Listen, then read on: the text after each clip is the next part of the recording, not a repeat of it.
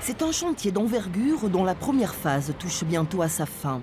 Le trou, jusque-là béant, a été en partie recouvert, mais reste encore accessible.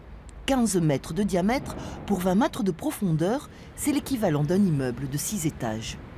C'est un bassin en béton armé enterré sous la place qui fait 2600 mètres cubes de capacité et qui sert à récupérer les eaux pluviales en cas de fort orage. Au lieu de déborder dans les caves des voisins, ça déborde dans le bassin le temps de l'orage et quand l'orage est terminé, c'est repompé et renvoyé au réseau pour être retraité. Il faut dire que le quartier a connu ces dernières décennies des épisodes pluvieux de plus en plus récurrents qui inondent systématiquement de 100 à 300 foyers. Ces travaux se sont donc naturellement imposés avant ceux du futur réaménagement de la place Nansouty qui vont intervenir dans la foulée.